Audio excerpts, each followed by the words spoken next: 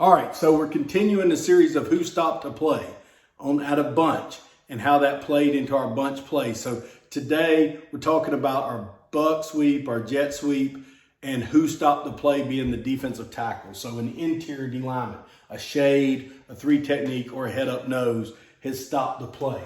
So if we're in a typical bunch set,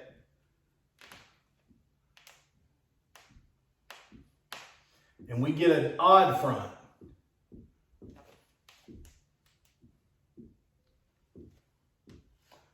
and for whatever reason, this guy is slanting this way, slanting strong every time.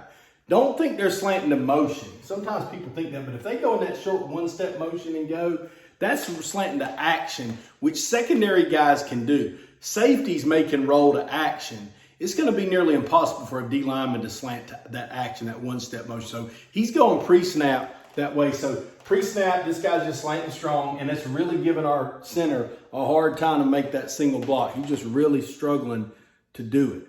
So in that case, we would run what we call jet read, where we would just, he blocks here. These guys could either combo up, we could get a double team there. However their best look is, they got plenty of calls we can talk about later. We block on here, pull in the alley, and here's your read.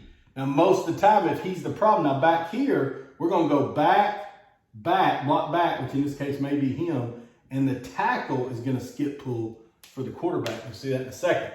So we're gonna get regular jet out here, running the flank. We can give it, but if he takes the ball carrier, the quarterback's just going to put straight ahead, and it's going to be a massive hole because this guard is reading him, so he's going to run. This guy's running, and if you can get this backside backer, you got something. Sometimes the backside backer will climb so far, he'll outrun the play too. But the quarterback has to be able to run a little bit, but he doesn't have to be a great runner on this. They just have to be able to get the yards and make it go. So this looks just like jet sweep to everybody else, but now we're reading there. Now, how would this change if it was a shade or a three? That's a good question.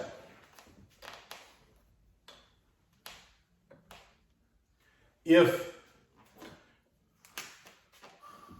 we get out here and we have a shade and a 5, a 3 and a 5 backside, let's say the play's going that way.